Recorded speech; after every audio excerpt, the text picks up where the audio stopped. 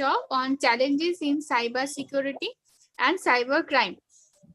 Today is the first session of the second day of this workshop, and we are very happy to announce that we have here with us Professor Anirban Majumdar from National University of Judicial Science, Kolkata. His topic is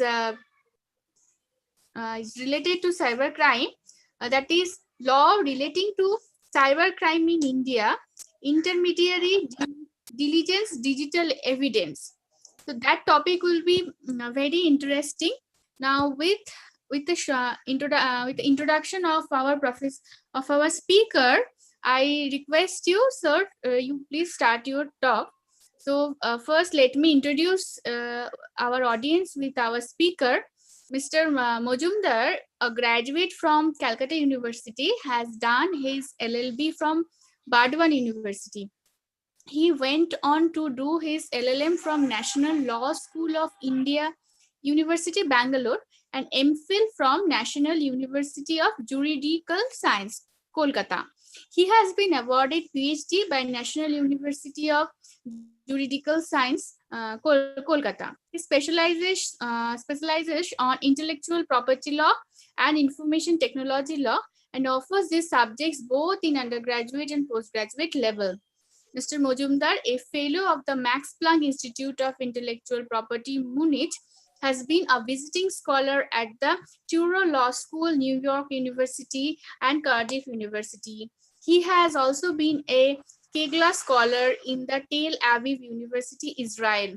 He is a visiting professor of West Bengal University of Technology, Institute of Pharmaceutical Research and Healthcare Management, Institute of Engineering and Management, Calcutta Business School, and International Management Institute. Now, on behalf of MAKAUT and IUST, this program is organized by jointly by MAKAUT and IUST Jammu and Kashmir. So, on behalf of both the university, I welcome you, sir, to have this session is yours, and you please. Without any further delay, sir, you please start your presentation on this topic. Thank you, sir. Good morning, everyone, and thank you for giving me this opportunity.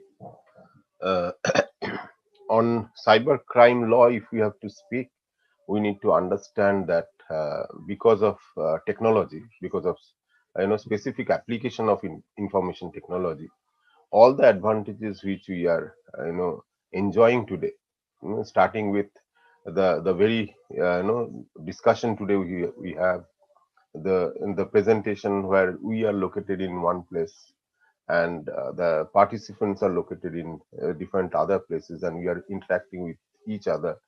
This is possible because of this information and communication technology.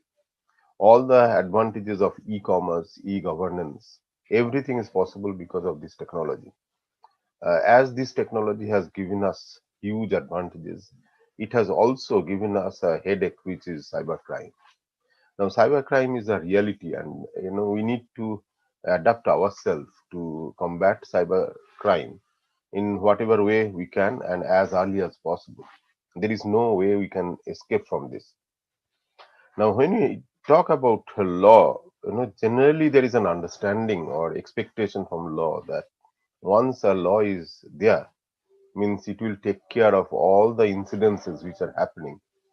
Now, we need to understand that law has its own limitation. Now, even if you have a law on rape continues to happen, unfortunately. Even if you have law on burglary continues to happen. In the same way, even if we have no cybercrime law, that does not mean that cybercrime will stop. But what's the purpose? The purpose is that if you can identify the perpetrator through the technology, and if you can bring that perpetrator before the court and give punishment, that will give a signal to the other members of the society that look, if you have the technology and if you abuse the technology by involving in cybercrime, then there is a mechanism available which will take you to the court and give you proper punishment. After that, whether you'll do it or not is completely your individual choice, and law cannot regulate that. So we need to understand that even if we have cybercrime law from the year 2000, and today we are in 2020, for 20 years we have this law in force. But the number of incidences of cybercrime will keep on increasing. That's reality. We need to accept that. But what is important is that whether we can gain confidence of the members of the society that we can use this technology safely. And we know that there are incidences of cybercrime, but even then we'll have we'll be able to use this technology. Although we know back of our mind that there is a possibility of cybercrime. Okay, it's almost like that you'll still find there are people who hesitate to get involved in or take advantages of internet banking. They still prefer to stand in the queue in a bank and withdraw money, because they have a sort of apprehension that internet banking might not be safe. Internet banking will create a lot of problem. All the monies will disappear. So uh, our job is to create a confidence in the members of the society that look, there is a technology, there are advantages of the technology, please use them. Also, there is a law which is there to take care for those who are perpetrators of cybercrime. Obviously we will not be able to make a stop, like we will not be able to create a situation where there will not be any cybercrime. That is utopian, that's not possible. But we can create a situation where people will have a reasonable satisfactory performance from the cybercrime law. This is what we need to understand the very introduction level. The second thing is that if you ever refer to Information Technology Act, you will find in the preamble it is very clearly written that it is a law to facilitate electronic commerce. So when Information Technology Act came in 2000, the major objective was to support electronic commerce. But it has a chapter on cybercrime. But you cannot call this law a complete, exhaustive, comprehensive legislation on cybercrime. So that also we need to keep in mind, that we do have a law on information technology, but this IT Act is not a comprehensive legislation on cybercrime because its major emphasis was on electronic commerce. But it definitely have certain uh, uh, sections relating to cybercrime, a chapter on cybercrime. But we'll look at that. But we need to keep that also in mind, that not only that law has a limitation, this particular version of law or this edition of law also has its limitation, because it's not very exhaustive. Number one. Uh, Number two, we have this law from the year 2000, and we had a major amendment in 2008. But after that 2008 amendment, we did not have such major Sir, amendment. Majumdar sir, Yes. sir, can you reshare this PPT, sir? Okay. Okay. Just a second. But I shared it initially. Okay. Let me just. Is it okay now? Is it okay now? Yes, sir, it is visible, Oh, sir. okay. Fair enough. I haven't yet started using PPT, but um, so yeah. So if you follow this law, then you'll find that we introduced this law in the year 2000. We had a major amendment in 2008. After that, we did not have such major amendments. So even the latest version is also now outdated, and we have to have a new version of law, new edition of law as early as possible, because after 2008, it is almost 12 years that we do not have a major amendment in this law. Okay. We need to also understand that there is a conflict in the IT law. The conflict is that the technology wise, if you look at this technology, information communication technology or the internet, you know uh, is a network of network, and it does not believe in geographical fragmentation. So all the country wise demarcation, actually we do not have when we think of information technology. It's a worldwide network, It's a network which is available to all of us, and we as a member of this community, global community, we use this technology. So technologically, it's a global technology. But when you look at the law, law is not a global law. This is an Indian Information Technology Act, and this will be only applicable within the territory of India. So, our laws are still, geographically fragmented and geographically enforceable.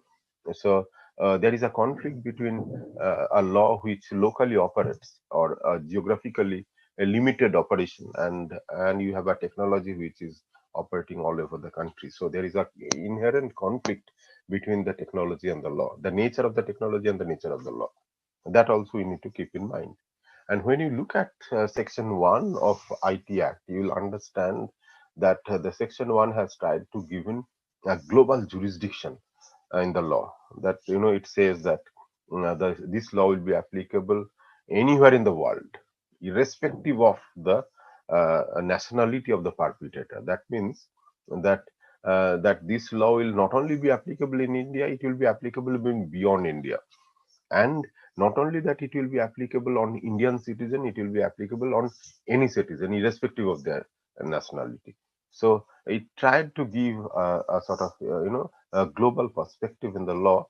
But if you go deep into the law, then you'll find that there is a section which further narrows it down and says that to use this law, you need to involve computer resource or a computer network located in India.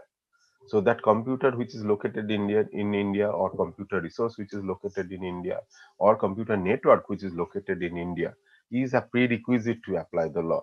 And that again brings the geographical connectivity, that it has to be located in India, whether it is a computer resource or computer network, it has to be located in India. So that Indian connection is very much required, and that again synchronizes with the law, because the law is geographically limited, and the operation of the law is also geographically limited. So although we have started with a global flavor, but after that we have narrowed it down to the national operation of the law. Now if we try to understand the law, and I'll take you to the slides, and if you have any question we can interact on that.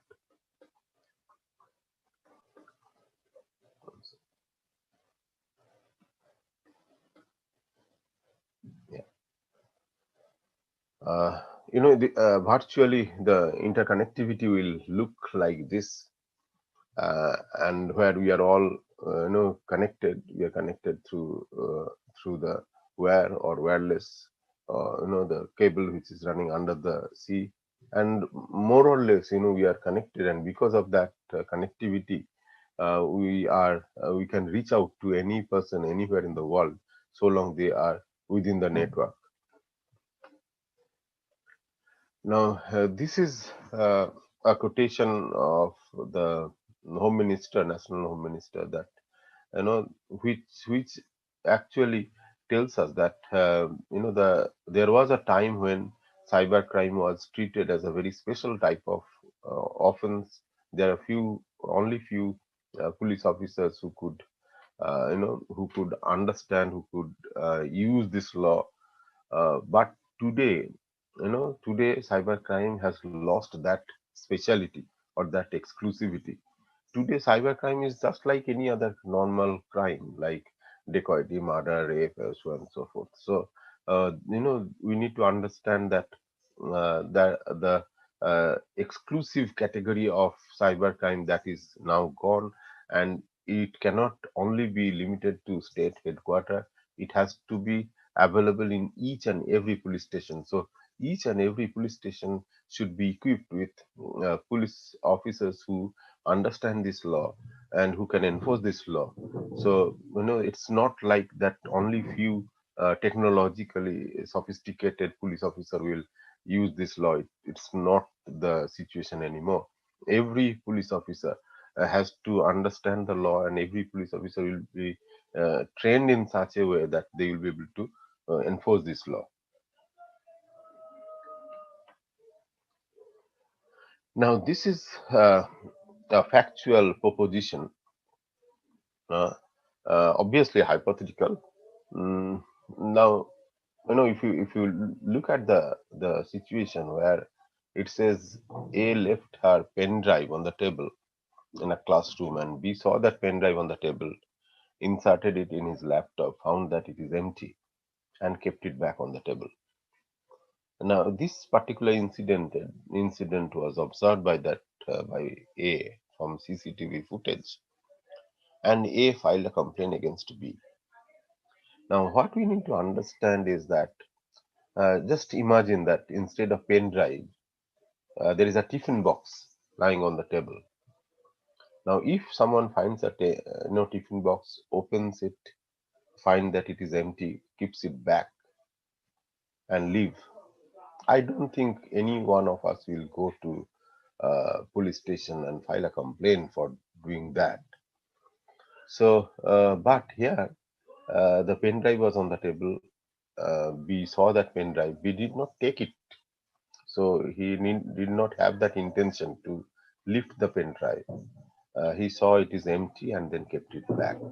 We do not know if there were material what we would have done. We do not know that, and there is no point discussing that.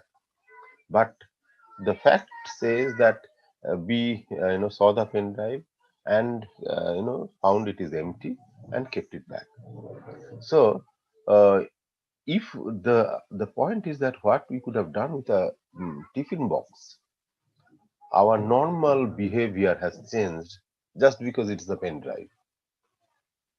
It's possible that A is extra sensitive, but it tells us something that about the nature of the pen drive, that pen drive is just not like a tiffin box. And if you see a pen drive and insert it in your laptop and try to see the content of the pen drive, irrespective what is the content, whether there is material or there is no material, I think you have done something which will not be appreciated.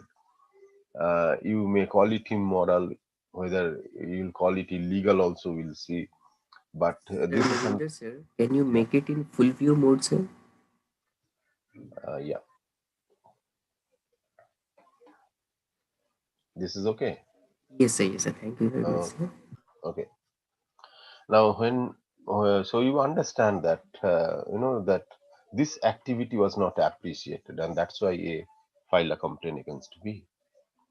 Now, why is it? Why it was not appreciated? Why the reaction is different when it is a tiffin box and when it is pen drive? So that's what we need to follow.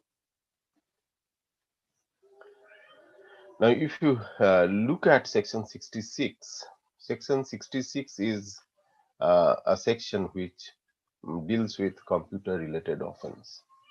It's a very broad section, deals with a lot of things, and its um, uh, title is also very broad. It's computer related offense. So from the very title you can understand that it will accommodate a lot of activity, because computer related offense will be many offenses. Mm. Now, if you look at this section, then you will understand that it has two components. One is where it says that any act which is referred under section 43.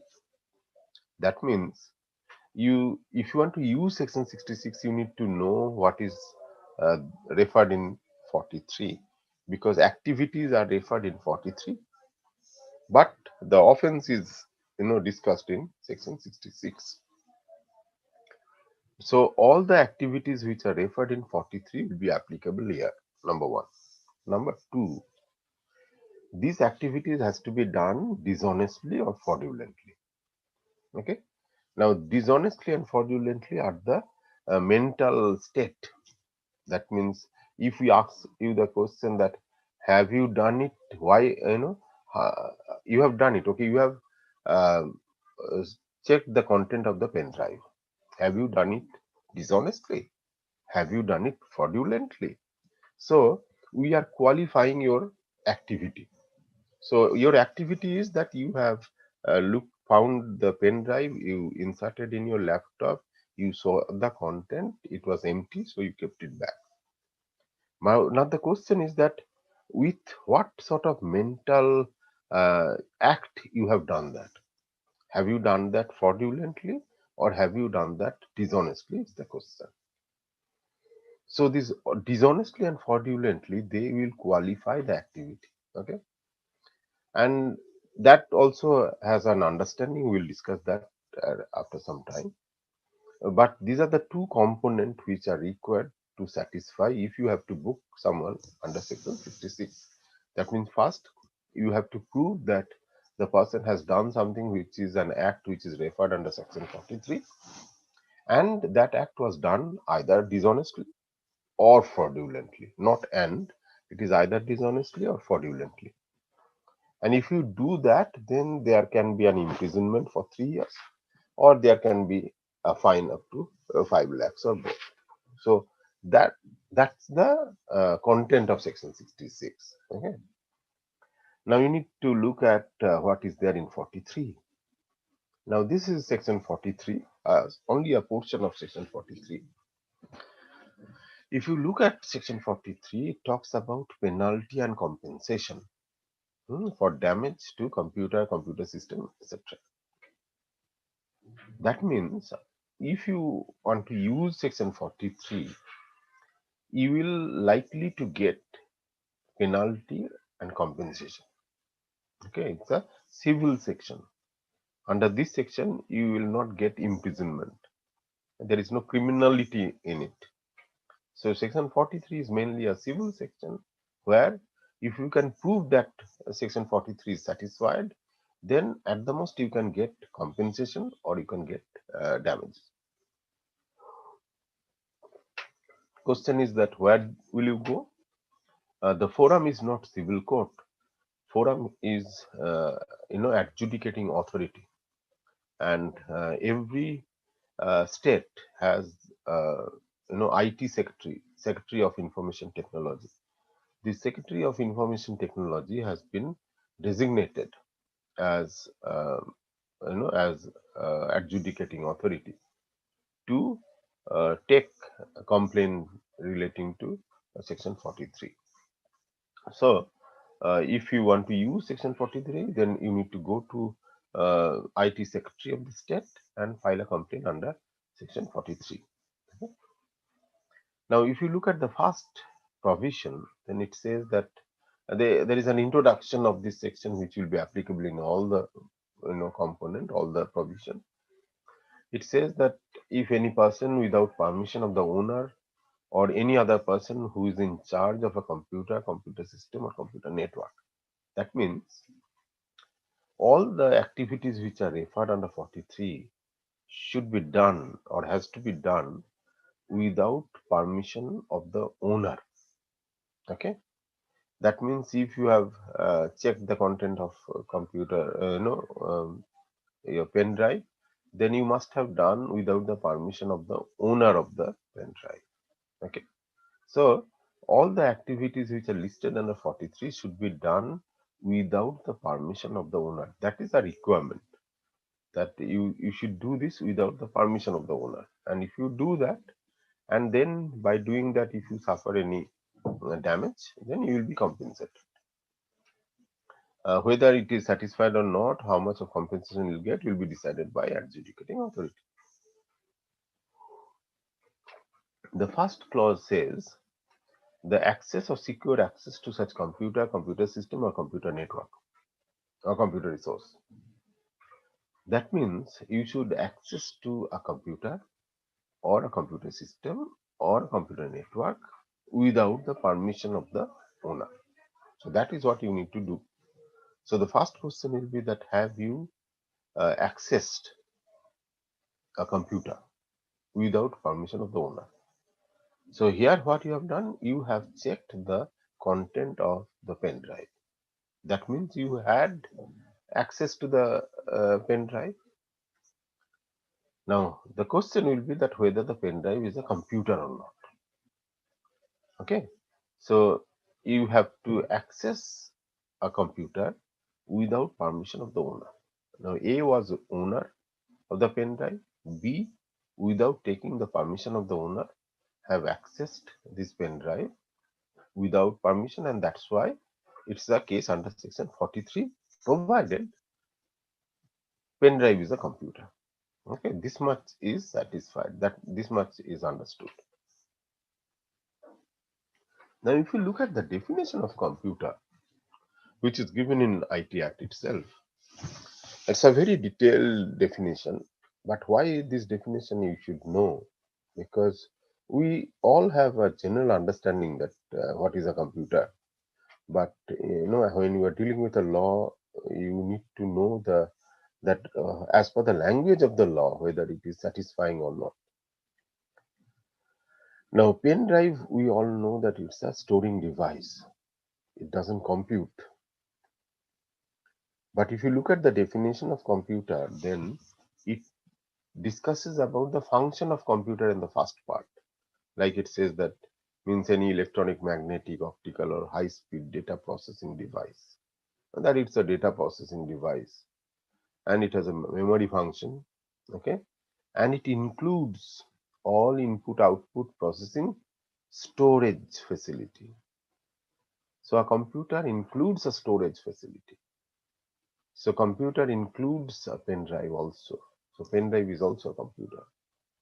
And then it says which are connected or related to the computer. Okay, that even if it is not connected, if it is related to a computer, even then it is a computer. And that's why pen drive, which is standalone, which is lying on the table, is also a computer, although it is not connected at that point of time, but as because it is related to the computer, so it is also a computer. And that's why for accessing pen drive without your permission, you can always use section 43. Okay, now the question is that if the question is, we need to go back and ask this question, that whether it is done fraudulently or dishonestly. So it's an act under 43 for which you can get compensation. But if you have to use section 66, which is a law relating to cybercrime, because it's a criminal provision, then you need to prove that whether it was done dishonestly or fraudulently. Now, how will you do that? We have a definition of dishonestly and fraudulently in Indian Penal Code, not in uh, IT Act, but in IPC there is an understanding of dishonestly and fraudulently. Fraudulently means when you are doing something with the intention to defraud. So you need to do this with the intention to defraud. Or dishonestly means when by doing that, either you had economic gain or economic loss. Now, if you have done something with the help of that, you had either economic loss or economic gain, then we can describe that dishonestly. And if you have done something fraudulently, that is with the intention to defraud, then also we can consider that. Now the pen drive was empty.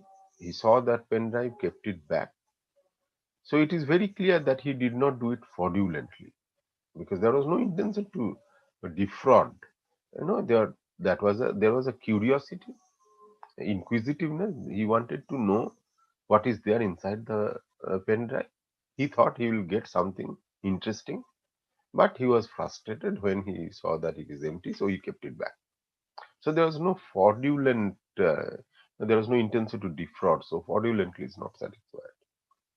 And if you look at dishonestly, that is also not satisfied, because neither he gained financially, nor he lost something financially. So neither there is economic gain or economic loss by because of the fact that we saw the content of pen drive, because that was empty. So both fraudulently and dishonestly were not satisfied, and that's why in this situation the only remedy which you have is that you can go to IT secretary and get compensation for whatever damage you have suffered. Maybe you can get 1 rupee compensation, because it's a token compensation that the person actually had access to your pen drive without your permission, but you did not have any huge damage for that, so that you'll get a huge compensation. But it is no way a cyber crime because you could not satisfy fraudulently and dishonestly, and thereby it is not a case under section 66. Okay.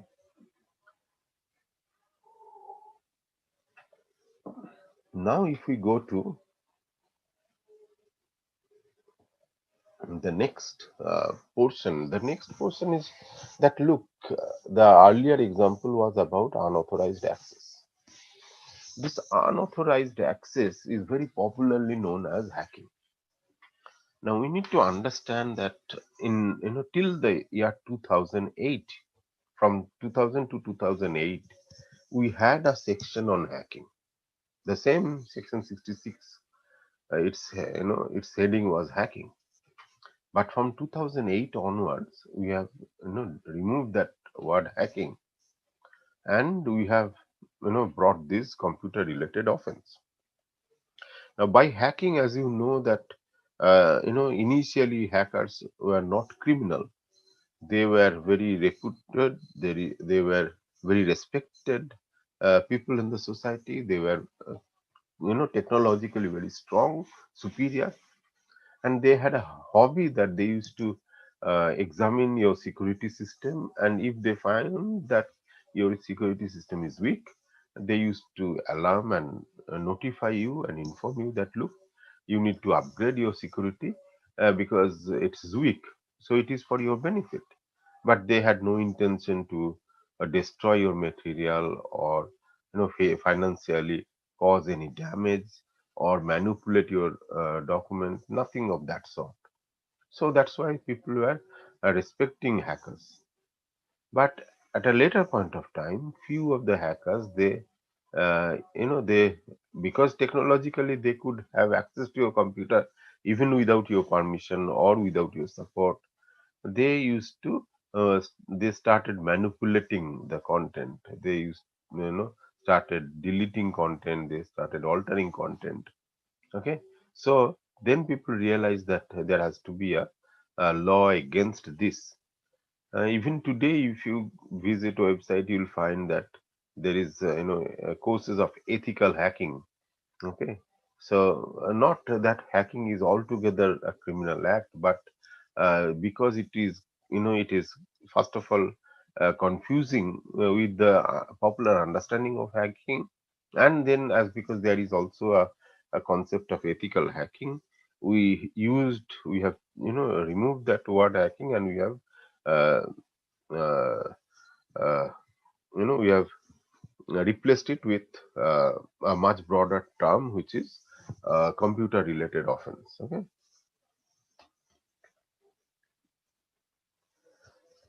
Now you will find this sort of image which is very attractive in the internet, but all that few images are not simply an image. There are malicious code inside that image. So when you download the image, you unknowingly download the malicious code also, and then that code will start operating as per its instruction. So that's how the computer viruses work. So they can either slow down your machine. They can transfer data from your machine to other machine. They can do lot of things. They can delete material from there. So they can do as per the way they have been created. But when you are downloading it, you are thinking that you are downloading an image, but you are actually downloading a malicious code which is hidden in that image. And many a time it is the children who get attracted to these images and try to download them. So we need to also look at IT Act and see whether Section 43 accommodate this or not. If you go to 43, the second, third clause, that is clause C, you will find it says anyone who introduces or causes to be introduced any computer contaminant or computer virus into any computer without, obviously, without the permission of the owner. So if someone has introduced a computer virus without the permission of the owner, then there is a possibility that there can be an act under 43, and this act under 43 will get you a compensation under section 43 from adjudicating authority. And if it is done fraudulently or dishonestly, in that case it can also be brought under section 66. So if you have if there is a virus which was introduced to your computer and without your permission, then, and if you have suffered any damage, then it is definitely an act under 43. And if the same act which is done fraudulently or dishonestly, then it will also be a crime under section 66.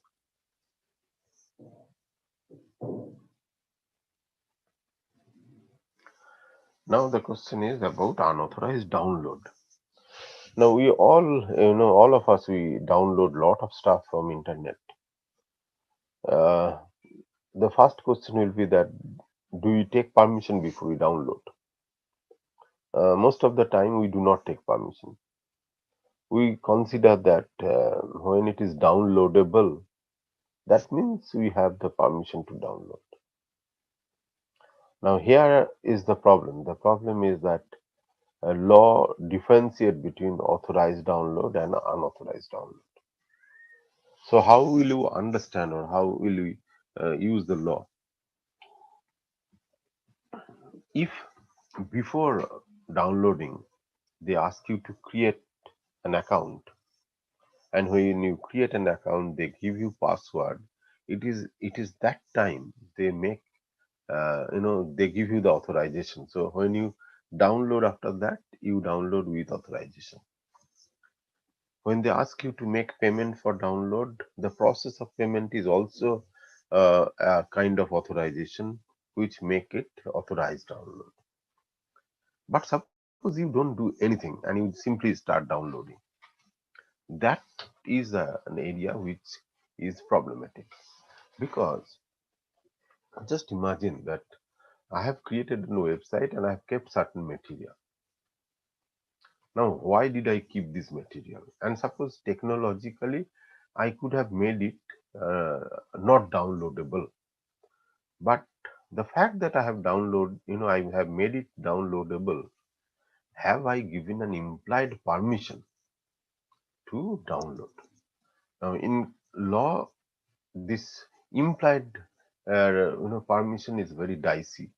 Law always prefers to have a you know a sort of permission which is very explicit, whether that can be proved. But this implied permission is little problematic, because for which there is no proof and it is your understanding. It is almost like, if I keep something on the window, have I give you can see that there is something kept on the window, but have I given anyone to take that? I have not.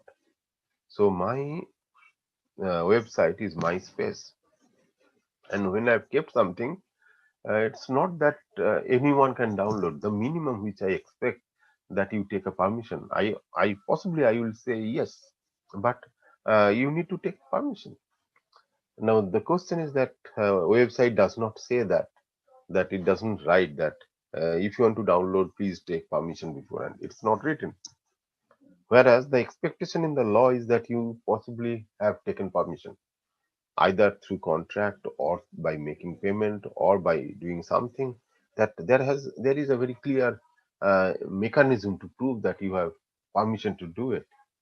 So this unauthorized download is something which might create problem. And if you look at section 43B, that's very clear, which is very clear that if you download without permission of the owner, then that can be a cause under section 43, for which you have to pay compensation. And if the same act is done fraudulently or dishonestly, then then that can be a cybercrime as well. So if I give you an example, suppose I have kept my book in downloadable version in my website. The moment you download that book, possibly you are not going to buy that copy from the bookstore. So I can always say that, look, for each and every download, I have lost a potential customer. And if you buy a book from the bookstore, then I get a percentage of my royalty. So it's an economic loss for me, and it's an economic gain for you because you don't have to pay. If you go to bookstore, then you have to pay. Now, if you download from here, from the website, then you don't have to pay. So this will satisfy the requirement of dishonestly. And if this act is done dishonestly, then section 66 is satisfied. So it will be a cybercrime as well. So it will be a case under section 43 where you can get compensation. It will also be a case where you can get imprisonment under section 66. So it is an act which will be considered as a cybercrime. Next, this is another situation, again hypothetical. Now, A is in practice of buying stolen mobile from antisocial and selling them at a cheaper price to public. Now, as you know that there is a gray market, gray market for mobile. Gray market, we all understand that here you get mobile, high-end mobile for a very cheap price. The only defect is that there is no paper, there is no document for this. So if you want to look for an instrument for something, then you can get a sophisticated mobile very cheap price. But the problem, there is no document.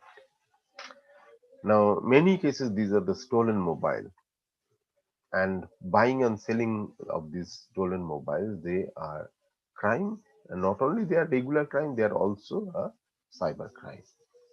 Now, why it was made like this? Because many a time people try to commit cyber crime by these mobiles because because there is no documentation. So you are the owner of this mobile, that cannot be proved. So you will, it is people believe or people expect that they will not be, uh, you know, they cannot be caught or they will be able to escape because there is no connection between the instrument and the person. Although there are several other way of identifying the person through network or certain other circumstantial evidences, but a sort of assumption that you can use this. So to prevent that, we have a section which is 66B. Now again in 66B, if you look at the heading, then it says punishment for dishonestly receiving stolen computer resource or communication device. So if you are receiving stolen computer resource with the knowledge, that is knowing or having the reason to believe that is stolen. So you knew very well when you are buying it without paper that it is a stolen computer. And knowing that very well, you have, you have received this stolen computer or you have retained this stolen computer. Then you will be punished with imprisonment, either description which may extend to 3 years or a fine which may be 1 lakh or both. So this is very clear that this is an act which is not appreciated. This is an act which is treated as crime, and this is an act for which you can get imprisonment. So we must understand the consequence of it. It's not simply getting a mobile for a cheaper price. It is also that by doing that you are doing something which is cyber crime, and there is a possibility people will come and arrest. We also have to understand that this section has a lot of usage, apart from the understanding of this stolen computer. The usage is this. Exactly like this, there is a provision in Indian Penal Code, which is section 411, which deals with dishonestly receiving stolen property. So the only difference is that in Indian Penal Code they have used the word property, and when you look at IT Act, IT Act has used the word computer resource or communication device. Now, what is the difference between this property and computer resource or communication device? If you go to the definition, then you'll understand that property means under IPC it is the movable property, the physical property. Whereas when you look at the definition of computer resource in IT Act, then that definition is very broad and it accommodates, look at what it accommodates. It accommodates data, it accommodates database, it also accommodates software. So the advantage is that the soft material, that is the digital material like data or database or software, which people might not expect or might not believe that it is a movable property, might not understand that it's a movable property. But any person who tries to retain the stolen computer resource, which can accommodate a data or a database or a software, can come under this section. So the advantage of this section is that you can use this section for stolen data, for stolen databases, for stolen software. So it's not simply for a computer, for understanding of a mobile phone. It is also for many other material which are retained and which are stolen material. So you can use it not only for phone but also for uh, data, for databases, and for software. That's the advantage of this section. Then we move on to this. Now this is very infamous cartoon. We all know the incident that a professor of Jadavpur University was arrested, uh, for sharing this cartoon. Now, see, if you look at from freedom of speech and expression, then you can very well say that look, cartoons are after all uh, to have fun, to communicate something, and this is not to be taken seriously. And they are part of freedom of speech and expression, and they are not defamatory. So we need not to be worried about that. And possibly politicians generally they think like that because fortunately or unfortunately, most of the politicians they become the subject matter of cartoon. For cartoonists, politicians are the very easy choice for them, and politicians also take it sportingly. Uh, but obviously, to the extent that people understand the limitation, that they do not create something which is either obscene or defamatory. So, on the face of it, if you look at, you don't find any problem in this cartoon, but the gentleman was arrested. Now, he was arrested under a section or under a law which is not in operation today, but we need to understand and discuss that uh, because that will give us the perspective that how cybercrime law operates. He was arrested under this section called Section 66A of IT Act. At that point of time, this section was in operation. And if you look at this section, it says punishment for sending offensive messages through communication device. So, there are two things which you need to do. One, that you need to send offensive message, and you need to do that via communication service. Now, what is an offensive message? That has not been defined in the law. So it's up to you whether you consider this to be offensive or not. Is this an offensive message? For me, it might not be. For you, for someone, it might be. So we all will have our individual opinion on this. It's very subjective. And as you know, that law cannot operate in this way. Law has to be very specific. Law has to be certain. Law cannot depend on individual choice or individual understanding. Unfortunately, we made a law, but we did not define that what is offensive. We also did not define what is grossly. We have only used it. So what is grossly offensive and what is not so grossly offensive, we have not demarcated.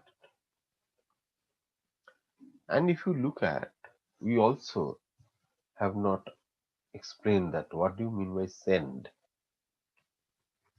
Sending is popularly understood as that when it leaves your system. When it has left your system, for you, it has been sent. Sent where? To whom? Doesn't matter. That means this cartoon which you have shared, while sharing, you have completed the requirement of sending. Now, this might not be obscene to the people who are depicted here. So, the chief minister or the former railway minister, they might not consider it to be offensive, but that's not an issue. The person to whom you have sent, or the person with whom you have shared, that person also might not consider that it is, you know, offensive, and you obviously you think that it is not an offensive. So these are the three group of people who think that it is not offensive. But that's not so important.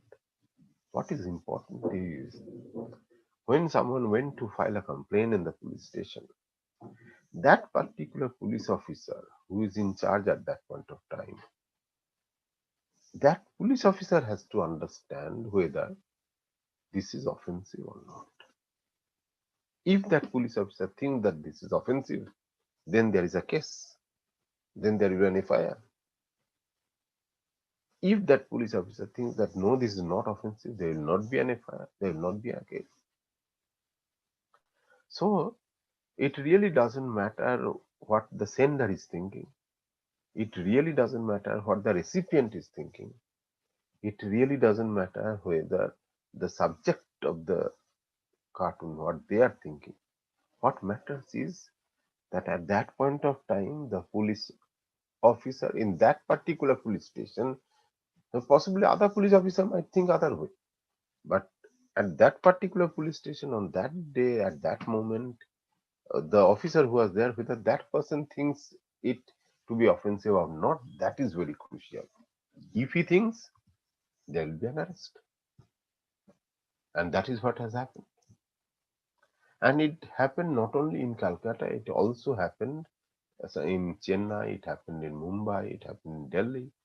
So there are several parts of the country where these issues were coming up, and the issues are very clear, and many a time it was politically motivated. So the issue was that, look, you have done something which I consider to be offensive, so you are behind the bar.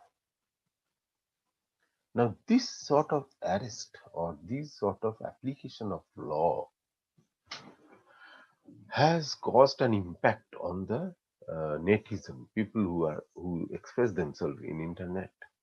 They felt that it's very difficult. We don't understand this law, and really there is no guarantee that if you write today something, tomorrow whether you will be arrested or not.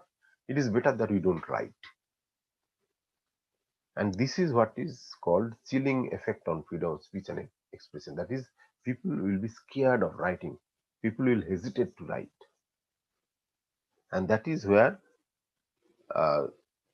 in Supreme Court, there was a case, it is known as Shreya Singhal versus Union of India. Shreya Singhal challenged constitutionality of Section 66A. Shreya Singhal said that, look, this is a section which has created apprehension in the mind of the people that they are not hesitating today to write. Their free speech is getting affected because they are scared that they really do not know whether they will be arrested tomorrow or not. So this section is unconstitutional, and court did declare it as unconstitutional. So court also understood that this is a section which is very, very broad. There is no understanding, there is no indicator that what is an offensive message, what is grossly offensive, and there is no parameter to understand that, and as a result, this can be abused, and as an effect of that, freedom of speech and expression will be affected. So this is unconstitutional. So in 2013 it was declared unconstitutional, and from then we do not have this section anymore. So section 66A is no longer a law in the country, because as you know that if a law is declared unconstitutional by Supreme Court, then that loses its operation. It cannot be enforced anymore. But it has not been substituted by another law by the parliament. So parliament should have substituted it with another version of it, which possibly is constitutional, which possibly does not have this problem, but that was not done. So even today, this section is there in the paper, in the book, but it has lost its relevance and it cannot be operated and enforced today. Now,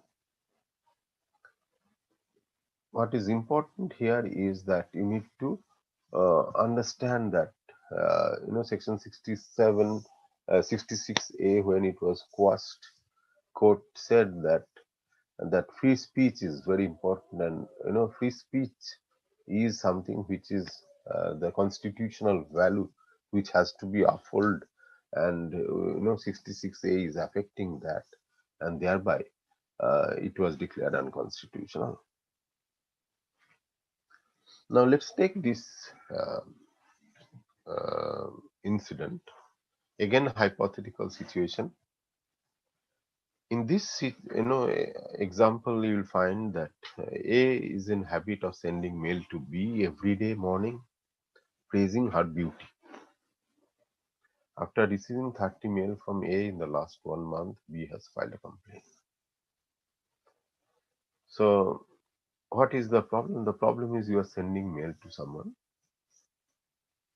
Now when you are sending mail, you are not sending any offensive thing, you are not sending any obscene issue. You are praising her beauty. And as a response to that, B hasn't, objected to it. B hasn't said that, look, you cannot do this. B, B or B has not objected to it. B neither have replied to it. But B is continuously receiving them, neither blocking them or giving a warning that, look, you cannot send, that please do not send such mail, or I do not like this mail, and it is better that you stop it right now, or we'll take legal action, we'll go to police. There is no such warning. So neither it has been replied with positive response, nor there is any warning, nor you have technologically you could have blocked that person or something. So there was no response actually, but she is receiving it every day. Now after 30 days, she has filed a complaint. Now, what is the problem? The problem is that here is someone who is annoyed with your mail. So you are annoying this person by sending this mail.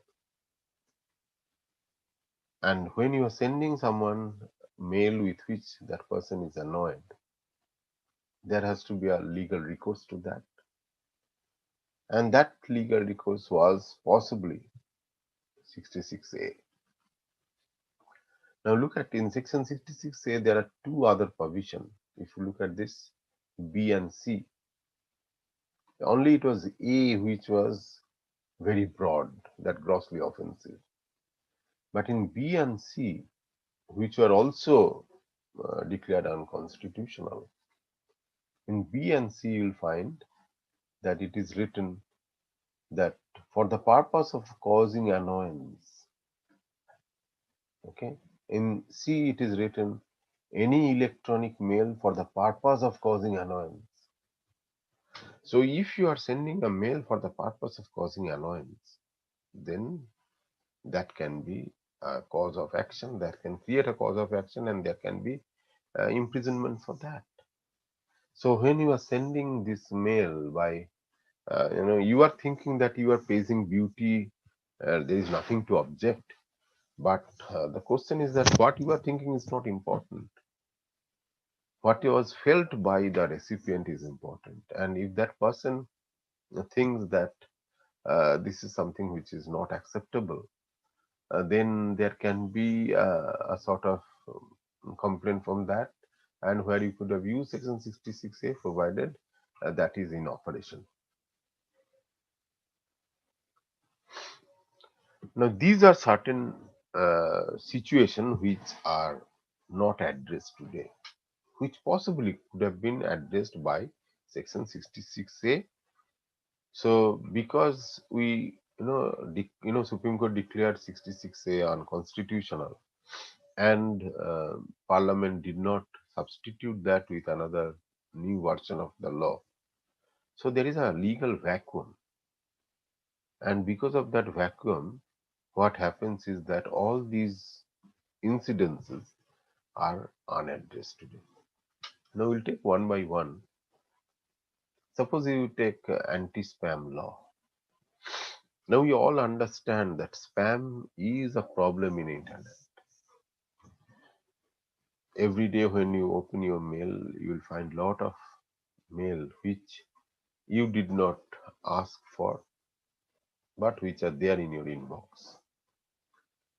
Today, at least the space is much more, but earlier there was a time when the space was very limited, and lot of spam material, if it comes, it will completely exhaust your space. And as a result, you might not receive important mail. So spam was a botheration, spam was a nuisance.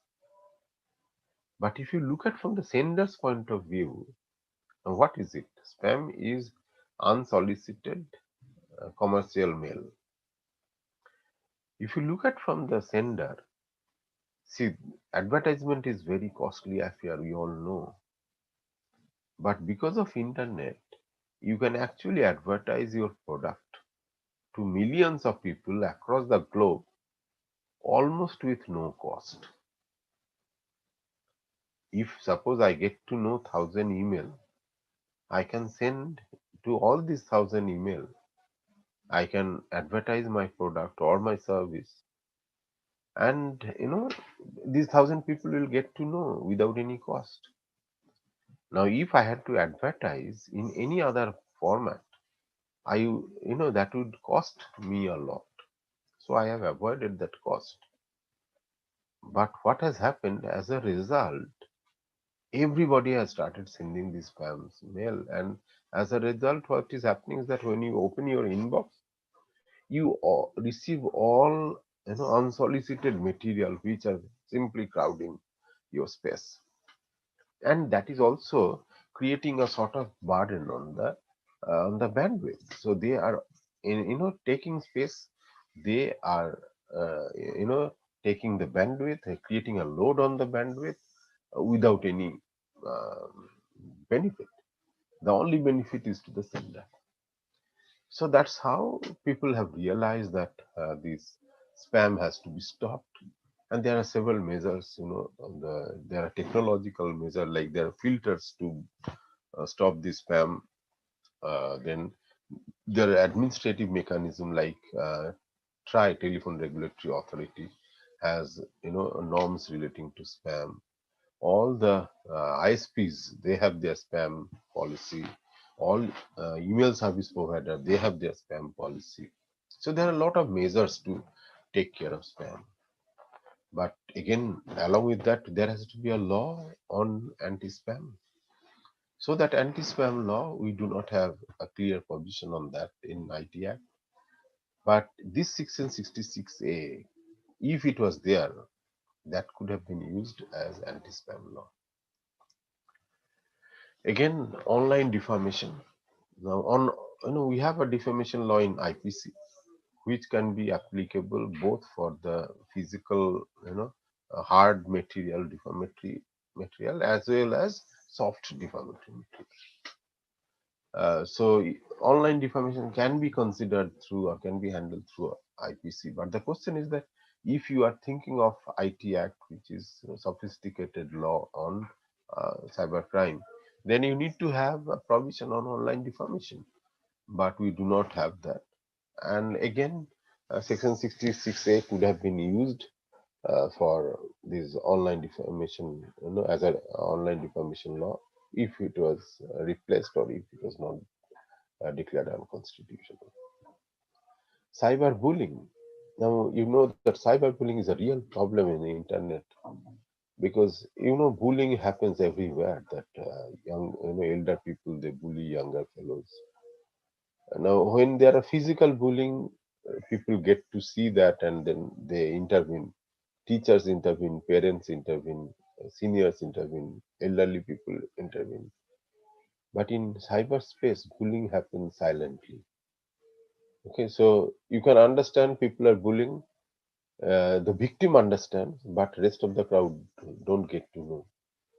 And what happens is that many a time these victims, they do not share. They do not share with their parents. They do not share with their teachers. They do not share with their elder brothers or sisters. So even with friends, so they are alone, and they get bullied so much so that they, at some point of time, they break down, and that is the time when a lot of things can happen. So cyberbullying is a problem which we have to address.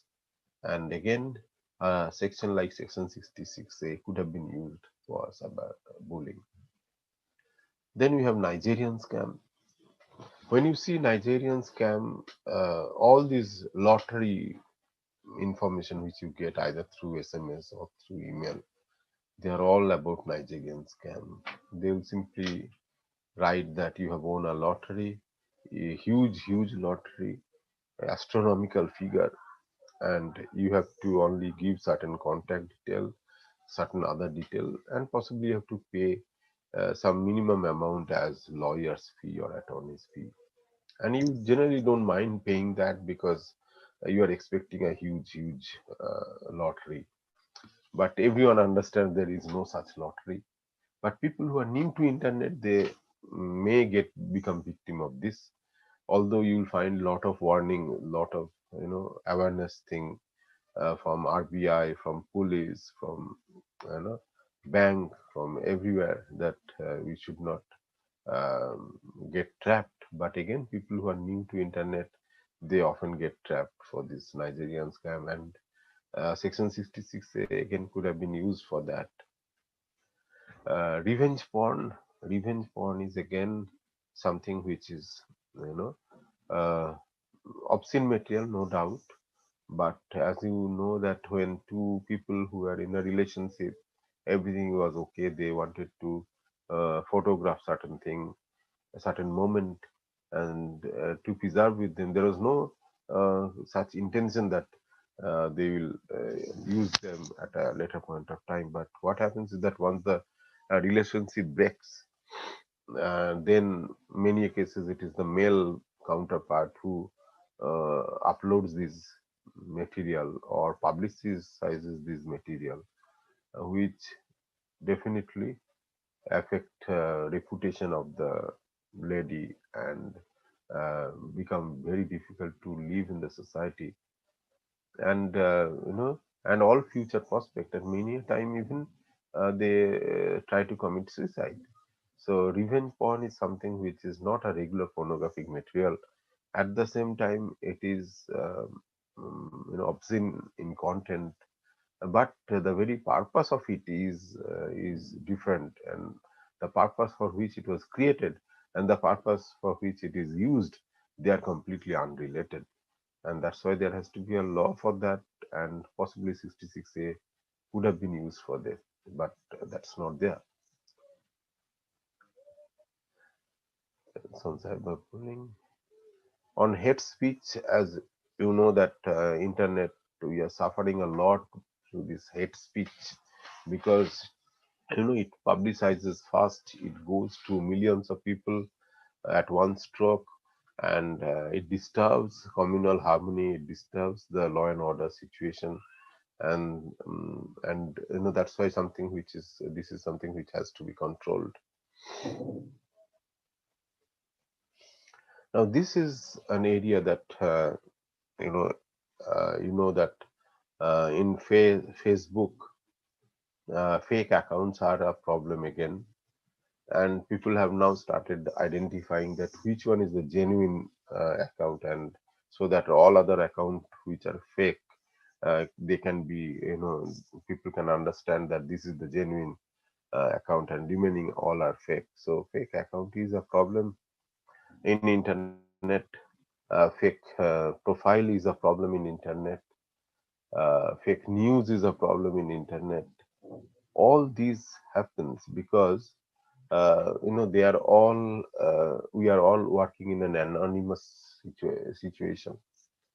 So when you are in the internet, you only operate from behind.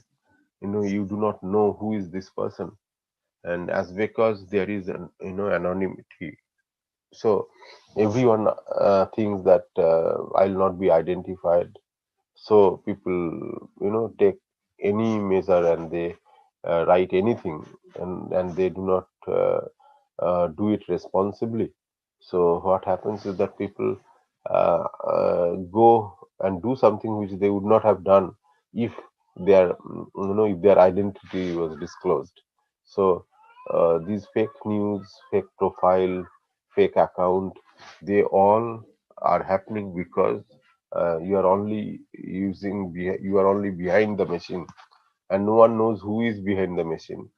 And so I can always use someone else's name and create something else, uh, obviously without taking responsibility of that.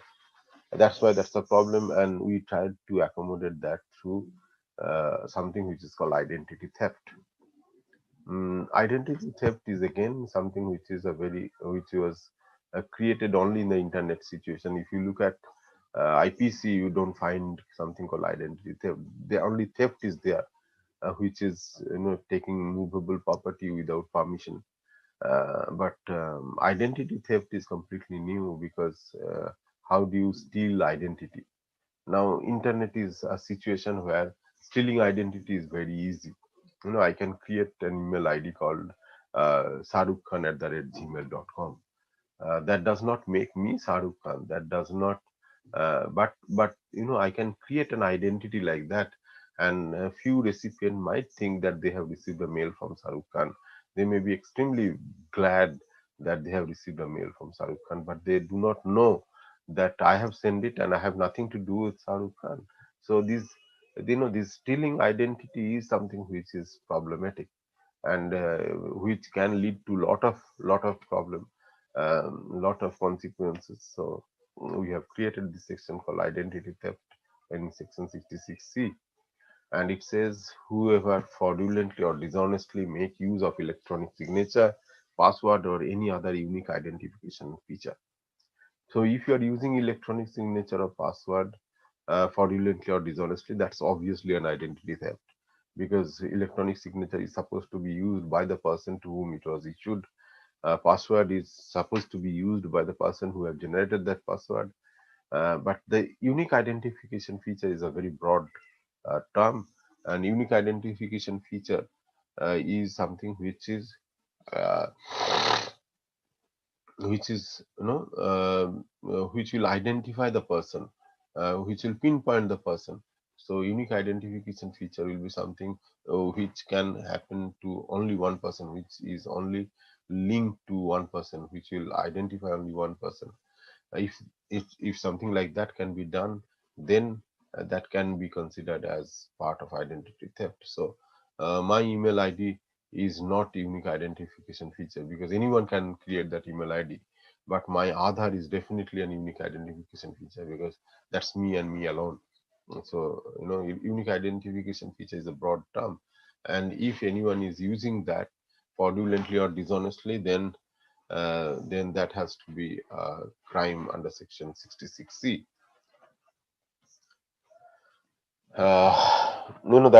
That's why this personation is something which is problematic in internet, and personation happens because you never know who is the person operating the system.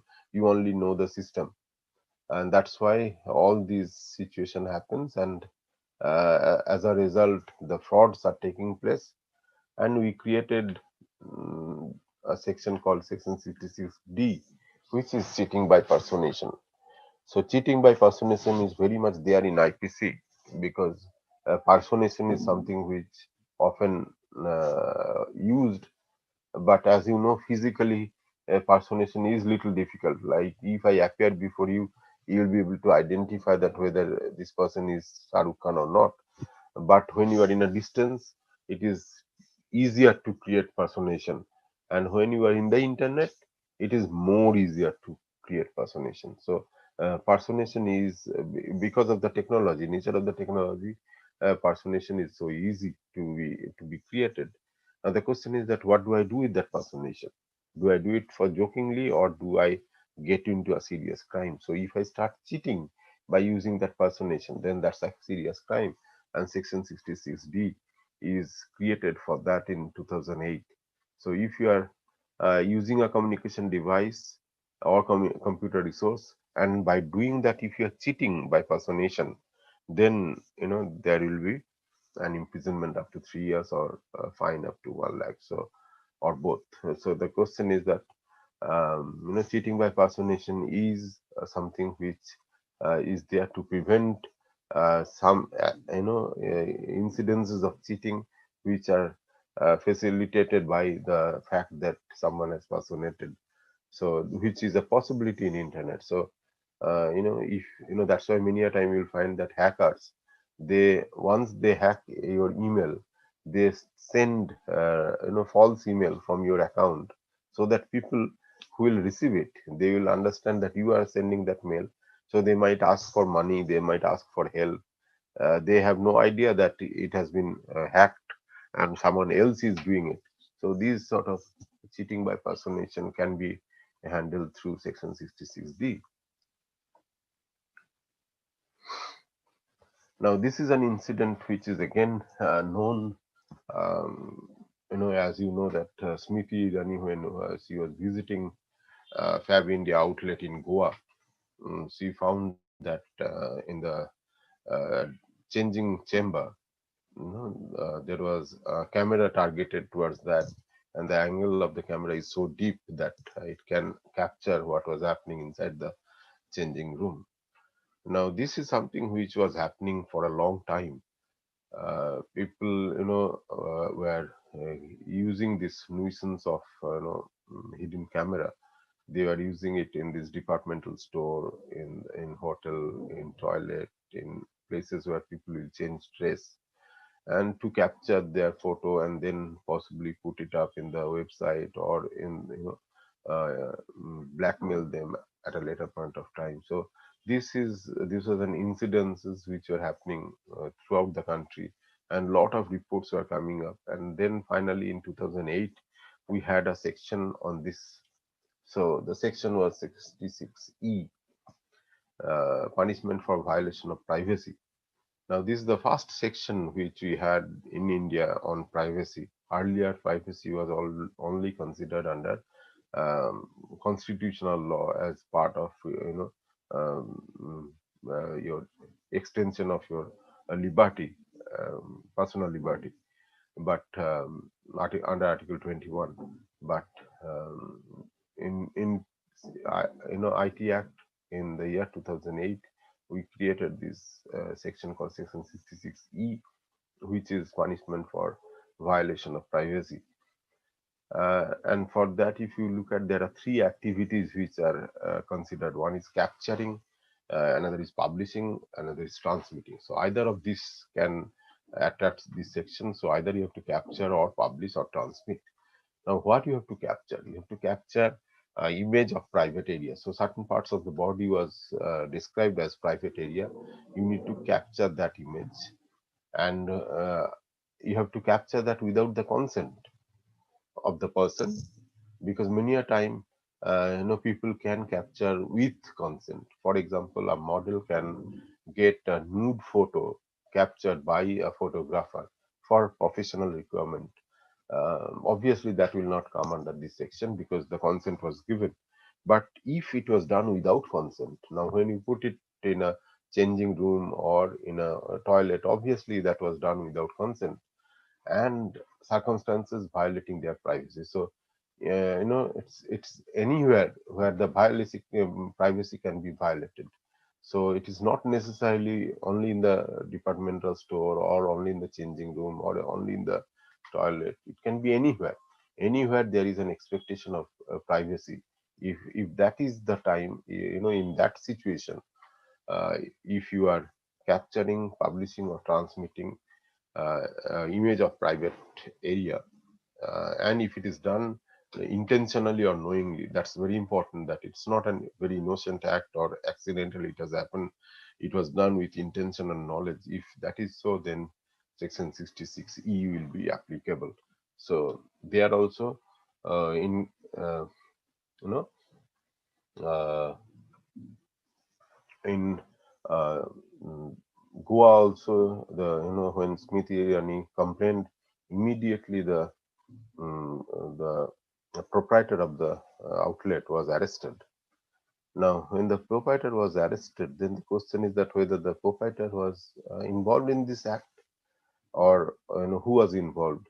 Then, through interrogation, they realized that one of the staff of Fab India actually changed the angle of the camera, and that's how it became so deep. Otherwise, it would have only used for surveillance. There was no such intention of the proprietor. So then proprietor was released, and this person, the staff who had done that, court was the case was on that. So what we need to understand is that this can happen for a company. So company's liability also we have to understand. Section 85 of IT Act deals with that, because it can be done by individual, it can also be done with reference to a company. So it says that where a person committing a contravention is a company, every person who is in charge and responsible to the conduct of the business. No, that's why the proprietor was arrested, because he is in charge of the company, he is responsible for the conduct of the business. They will be guilty. But there are defenses. The defenses are here, that if he proves that contravention took place without his knowledge. So if the proprietor can prove that it was done without his knowledge, and he has exercised due diligence to prevent the contravention. So all the measures which you are supposed to take, that that the camera angle was such that it cannot be changed, you take note of those changes, you personally observe them, or there are standard operating procedures for that. So long you have taken those due diligences, then that can work as a defense. So people will ask you that what are the measures you have taken, what are the due diligence you have taken to prevent this crime. Uh, this will also accommodate failed attempt as well. A failed attempt in the sense that if you have, if you remember that when we discussed section 66, section 66 was referring to the unauthorized access. Unauthorized access means you have gained access. Now, what happens if you do not gain access? You are trying, but you are not getting access. Then what happens? For that, we have section 70. Section 70 says that where any person who secures access or attempt to secure access a protected system. So there are certain computers have been designated as protected system by central government, and those computers are so important, so valuable that if you not only if you secure access, but if you even attempt to secure access, if you are trying to get access, then also that's a crime, and there can be an imprisonment up to 10 years under section 70. Bazi.com incident was again an infamous incident. What happened is that two students of Delhi public school, they were involved in a criminal, in a sexual act, and that was recorded in an MMS format. And this MMS clip was going around in the country, and one of the students of IIT Kharagpur caught hold of that clip, and then felt that he can actually exploit this all over the world. So what he did is that he put a comment in the Bazi.com that he is in possession of this this MMS clip, and he can sell it for a price. And Bazi.com was offering that platform so that that student of IIT Kharagpur can reach out to the whole world. And the interest is that Bazi.com will get a percentage for each and every sale. So that was a win-win situation. But obviously it was contradicting the obscenity law. So if you look at the obscenity law, section 67 deals with obscene material in electronic form. So anyone who publishes or transmit or cause to be published any obscene material, then that can uh, get an imprisonment up to 3 years or fine up to 5 lakhs. So there, if you look at section 67, then it is very clear that you either you publish or you transmit or cause to be published. So the Bazi.com site did not have that clip on the site itself. Only there was an information. So it was not publishing or it was not transmitting. It was actually causing it to be published. So it was helping that to be published. So helping it to be published. So it was giving a passive support. And for giving passive support also, Bazi.com will be liable. And Bazi.com's CEO was arrested. And when this Bazi.com CEO was arrested, then the question was that was it done knowingly? Obviously, it was not done knowingly. And then the question was that what are the due diligence he has taken? So there he gave certain defenses that like you have to, if you want to use Bazi.com website, then you have to sign a contract, and in the contract one of the terms is that you cannot use this site for any illegal act. So that person is contractually bound. Second, there was a filtering software in place in the website, but the fellow was so smart that he did not use any word which can be attracted by this filtering software. So and he responded as early as possible. So these are the defenses which was given by the CEO of Bazi.com, who was released afterwards. A social network, as we know that in every time, whatever happens, we always target a social network, whether it is Facebook, whether it is Instagram, whether it is Google, LinkedIn, Twitter. After all, we need to understand that they by themselves do not create the content. All content are created by the user, so it is a user generated content. They are only providing the platform, they are only providing the system, they are only providing the mechanism. So what will be their liability? That's an important issue. And for that, we have section 79, which says that, which gives safe harbor to intermediary. So all of them are called intermediary because starting from uh, Google or Twitter or Facebook, or taking your all ISPs or payment mechanism or all uh, you know uh, even say cyber cafes, they are also intermediaries. So everyone who supports this activity because of which we can use internet, they all actually are part of intermediary, and these intermediaries, without their support we cannot enjoy internet. But they should not become liable for each and every activity. At the same time, they should also take care that they are not part of any criminal act. So, that's why they have to do two things. One is that they are not supposed to initiate, they are not supposed to select, or they are not supposed to identify the receiver. They are not supposed to modify, and they are supposed to observe due diligence. So long they are observing due diligence, and they are only offering their platform from a distance without getting involved with the activity, they will not be liable. So Section 79 gives them a protection, that all intermediary, if they prove that they have not, modified, they have not selected, they have not identified or intimated or initiated, and they have observed due diligence, they will not be liable. This detailed due diligence will avoid, will only go to, yeah, this is relating to the cyber terrorism.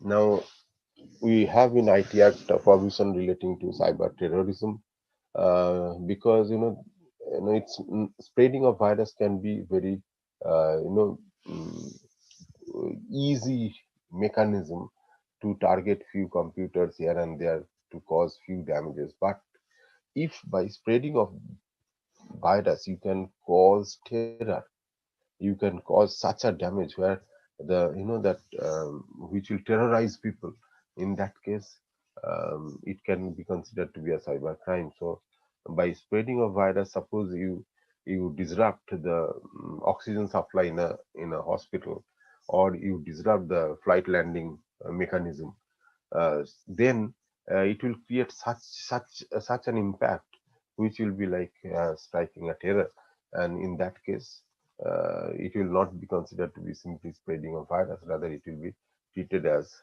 cyber terrorism, which is there in section 66F, for which there is life imprisonment. So if with the intention to strike terror, if you introduce computer contaminant, and if it affects adversely the critical information infrastructure, then there will be a cyber terrorism situation, and there will be life imprisonment for that.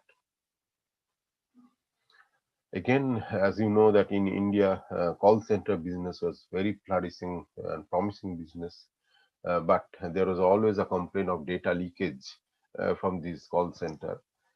So the reputation of the country was at risk, and people were threatening that they will take the business to some other country, and naturally we had to come up with a stringent law, and that is section 72A, whereby if any of the data, these call centers employee who are under contract, and who, because of their the nature of the job, who have access to personal information, if they disclose this personal information without consent, and thereby if if people suffer wrongful loss, then there will be imprisonment for 3 years or fine up to 5 lakhs or both. So it's no longer that you just lose the call center's job and you earn lot of money by disclosing those information.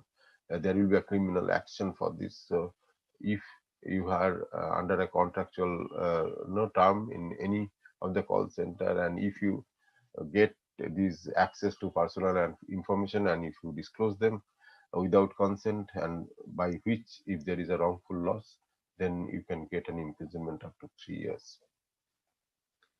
There are few relevant provision of IT Act which you should know. One is that that for abatement of offense, the same punishment is given in section 84B. So offense as well as the abatement will get you the same punishment. But if you are trying to attempt to commit that offense, then you get half of the punishment which is given. All these offenses have been made bailable offense under IT Act. This is one of the concern people raise, that why they are bailable, but somehow, nature-wise, they are all bailable. Power to investigation is given to inspector and above. Earlier it was DSP, now it is inspector and above.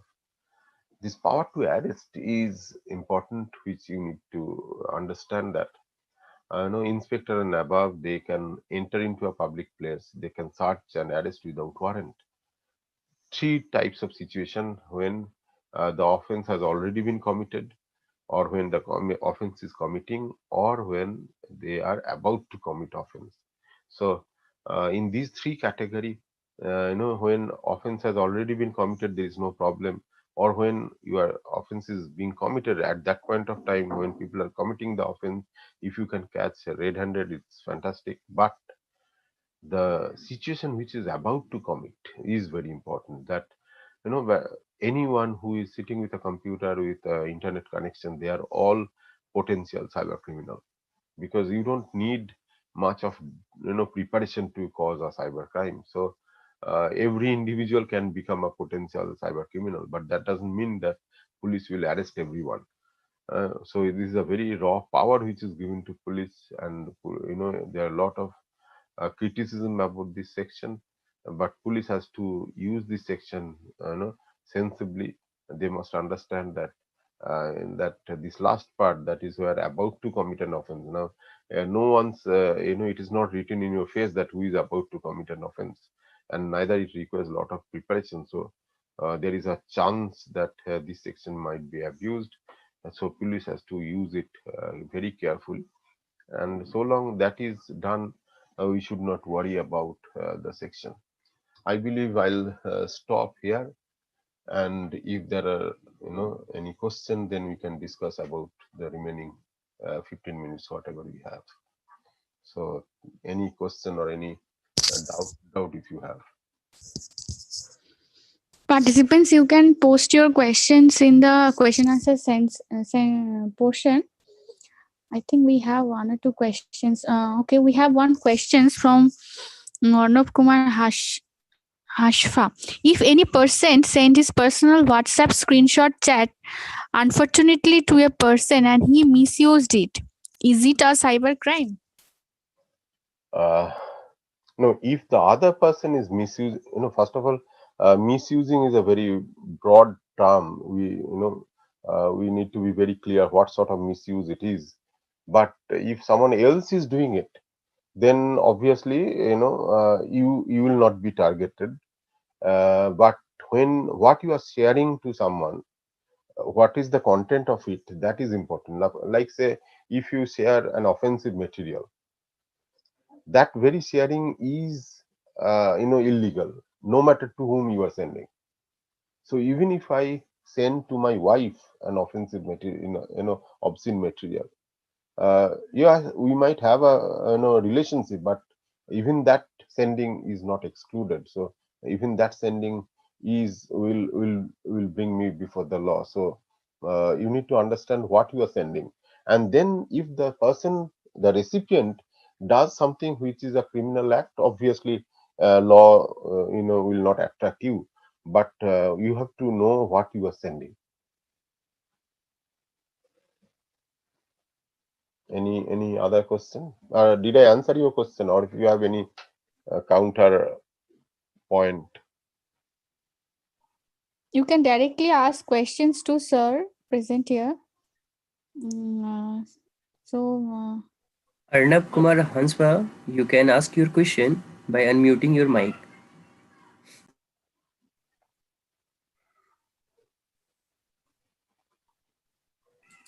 Arnab Kumar, unmute your mic. Arnab Kumar Hanspa.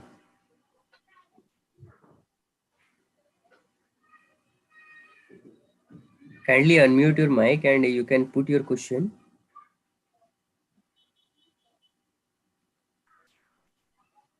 Arnab Kumar Hanspa, are you there?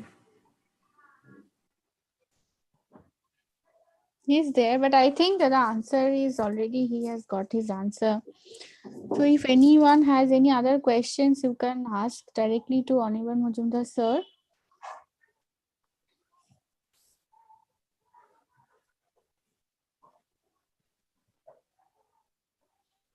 This is the only session he has with us in this workshop. So if you have any question, you can ask him directly. Nivedita Mitra, you have raised your hands. If you have any question, you can directly ask him. Hello. Hello. Hello, sir. I have a question. You have told about 66 A, B, C, D, E. Is there any other laws in cybersecurity without 66? Yes, yes. We discussed 67. We discussed 65. Okay, so 66 is definitely 66 is a very broad section, but all of them are very specific applications. 66A, 66B, 66C, D, E. But apart from that, 67 is important. No, I only discussed about IT Act for Okay. today's lecture. Okay, sir. Okay. Thank you, sir.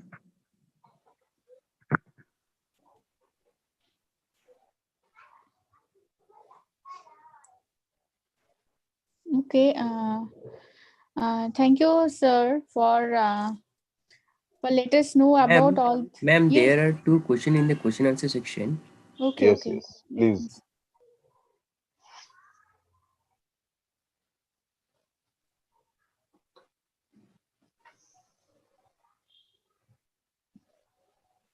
Prem, you please read out the Yes, ma'am. question. Yes, ma'am. Mhm, The first question is from Srimanta Pal. If we download something, software or movie from torrent, mhm. is this legal to us or not? No, this is not legal. This is definitely not legal. So That's the another question. Yes. yeah, that's the common misunderstanding which we have. Okay, so this is definitely not legal. Yeah. Sir, next question is from Arpan Sadhukan. Sir, Mhm. if we want to study further on this, what will we do? In which field we can study these things? Okay, there are university who offer postgraduate diploma in cyber law or in cyber crime. You can obviously take those courses.